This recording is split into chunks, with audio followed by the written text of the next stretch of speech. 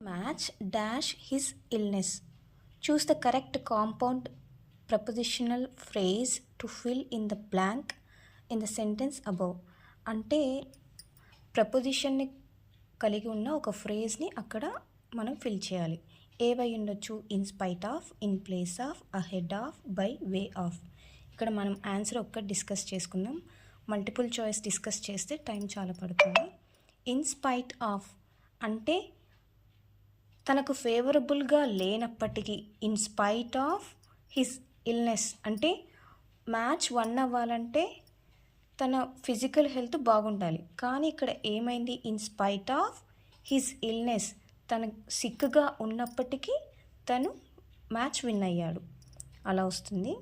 The bird dash out if you leave the door of the cage అంటే నువ్వు ఒకవేళ cage యొక్క door open చేస్తే అది ఎగిరిపోతుంది.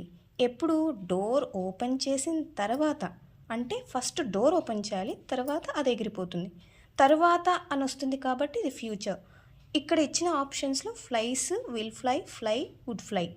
వుడ్ ఫ్లై అంటే కంపల్సరీగా నిన్న నువ్వు డోర్ ఓపెన్ చేసి ఉంటే ఖచ్చితంగా అది ఎగిరిపోయి ఉండేది అని వస్తుంది. విల్కి పాస్ట్ ఫామ్ వచ్చేసి వుడ్ వస్తుంది. ఫ్లైస్ అంటే రోజు ఎగిరిపోతుంది. ఫ్లై అంటే ఇక్కడ సింగులర్ ఉంది కాబట్టి ఫ్లై అనేది wrong answer.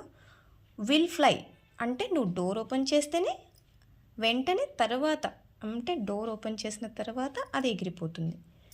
Next, we need not to sleep on the floor as there are enough beds. Enough అంటే ఇప్పుడు ఎవరైనా ఫుడ్ సర్వ్ చేసేటప్పుడు ఎనఫ్ అంటారు కదా, చాలు చాలు అంటారు కదా, అలాగా enough. We need not to sleep on the floor as there are enough beds. మనకు సరిపోయినన్ని బెడ్స్ ఉన్నాయి కాబట్టి ఫ్లోర్ మీద పడుకోవాల్సిన అవసరం లేదు. I had scarcely put the phone down when it rang again. I had scarcely అంటే చేయగానే ఒక పని చేయగానే ఇంకొక పని జరగడం అనమాట. నేను డోర్ ఇలా తీసానో లేదో మస్కిటోస్ అన్నీ ఎంటర్ అయిపోయాయి. అలాగా I had scarcely put the phone down అంటే నేను ఇలాగ టేబుల్ మీద పెట్టానో లేదో వెంటనే ఫోన్ రింగ్ అయింది.